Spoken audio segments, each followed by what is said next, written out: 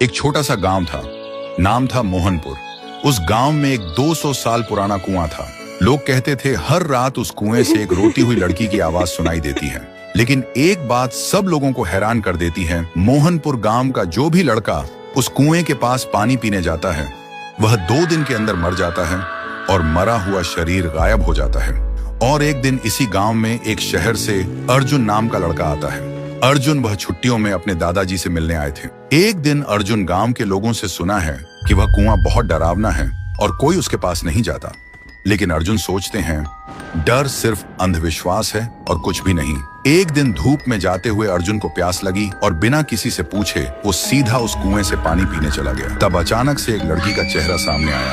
अर्जुन डरा हुआ था और तुरंत वहां से भागकर घर पर चला गया। उस रात उसे नींद नहीं आती।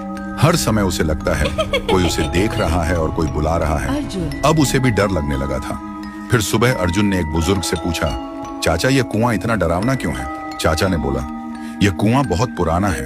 यहाँ से आधी रात में एक लड़की की रोते हुए आवाज निकलती है और वह लड़की हमेशा लड़कों को ही अपना शिकार बनाता है। आज तक इसका राज कोई समझ नहीं पाया। इस बात को सुनकर अर्जुन वहां से निकल पड़े और घर में आकर एक पाखंडी बाबा को कॉल करके बुलाता है ताकि इसका राज क्या है वह जान पाए। और आखिरी दिन पाखंडी बाबा आता है और गांव के सभी लोग इकट्ठा होता है। पाखंडी बाबा उस कुएं को देखकर कांपते हुए कहता है कि यह तो बहुत ही भयानक है। कुएं के अंदर जो भी है उसको पकड़ना मेरे बस के बाहर है। ऐसे बोलकर पाखंडी बाबा उस गांव से निकल पड़े। ऐसी स्थिति में गांव वाले का डर और भी बढ़ जाता है।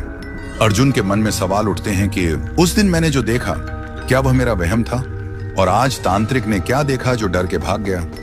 आखिरी दिन अर्जुन आधी रात में कुएं के पास एक पेड़ के पीछे छुप जाता है। अर्जुन देखा है कि कुएं के अंदर से एक अजीब सा रोने वाला लड़की का आवाज सुनाई देता है और तभी कुएं के अंदर से एक लड़की बाहर निकलती है।